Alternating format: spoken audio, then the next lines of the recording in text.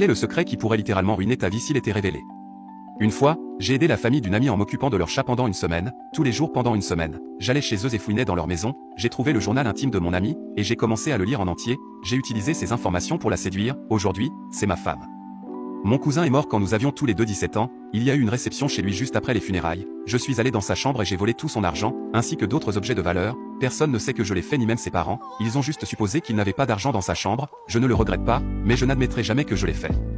Je déteste tous mes amis, littéralement, je n'ai rien en commun avec aucun d'entre eux, et je m'en fiche, mais j'ai trop peur d'être seul et je n'ai personne d'autre vers qui me tourner, alors je continue à traîner avec eux.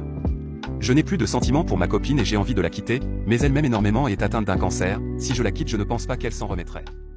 Quel est le secret le plus sombre que vous ayez découvert sur un membre de votre famille? Mon père est né dans la campagne du Texas en 1915, il était le plus jeune d'une famille de 10 enfants, tous à un an d'intervalle, son frère aîné, Henri, avait environ 11 ans de plus que lui. Mon grand-père est mort dans un accident peu de temps après sa naissance, et Henri est devenu l'homme de la maison vers l'âge de 11 ans. Lorsque mon père avait environ 9 ans, une bande d'hommes a traversé leur petite ville, enlevant des enfants pour travailler comme esclaves à la cueillette du coton à quelques centaines de kilomètres de là. Apparemment, ce n'était pas un événement inhabituel à l'époque, mon père et 2 de ses frères et sœurs ont été enlevés. Henri, qui avait maintenant 18 ans, est rentré à la maison après avoir travaillé sur un parcours de bétail environ une semaine plus tard, et a trouvé sa mère hystérique, en pleurs, à propos de l'enlèvement de 3 de ses enfants. En tant qu'homme de la maison, à 18 ans, Henri a pris les 6 fusils de mon grand-père, 2 étuis, un sur chaque hanche, et a entrepris de récupérer ses 3 frères et sœurs. Il a recueilli des indices sur le gang auprès d'autres habitants de la ville dont les enfants avaient également été volés. Il s'est dirigé vers l'est, là où il était presque certain que les enfants avaient été enlevés, en montant dans des wagons vides et même sur le toit de train en marche. Cela lui a pris plusieurs semaines, mais en discutant avec des habitants qui avaient entendu des rumeurs d'enlèvement d'enfants, il a finalement trouvé quelques fermes de coton où il pensait que les enfants se trouvaient.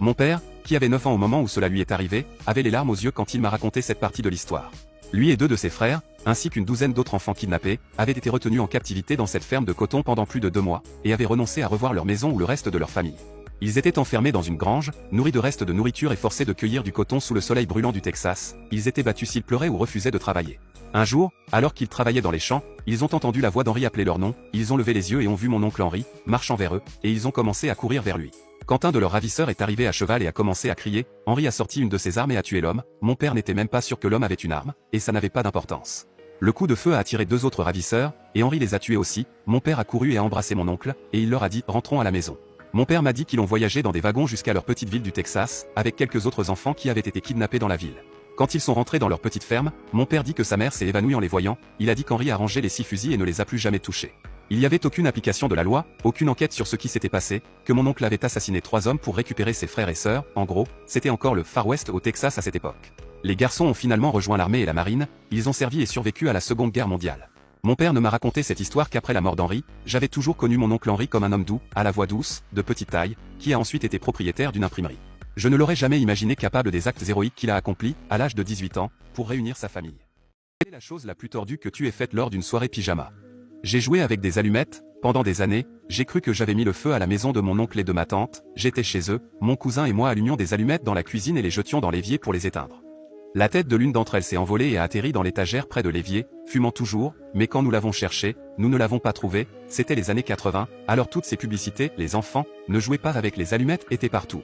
Quelques heures plus tard, nous avons été réveillés par ma tante qui nous a dit de sortir de la maison parce qu'elle était en feu, j'ai regardé leur maison brûler et j'étais terrifié à l'idée de leur dire ce que nous avions fait plus tôt, je savais juste que nous l'avions fait, j'ai porté cette culpabilité pendant des années. Quand j'avais environ 15 ans, c'est-à-dire bien des années plus tard, je l'ai finalement dit à ma tante, elle s'est mise à rire, et après avoir réalisé que j'avais pensé à tout cela pendant tout ce temps, elle m'a serré dans ses bras et m'a expliqué que le feu avait eu lieu dans la chambre du fond. C'est à l'âge adulte que j'ai enfin compris, après avoir appris comment les pompiers enquêtent sur les incendies, que ce n'était pas une simple supposition qu'ils avaient faite et que j'ai pu laisser tomber cette culpabilité. Donc je suppose que, techniquement, la chose la plus tordue que j'ai faite lors d'une soirée pyjama a été de me traumatiser pendant des années.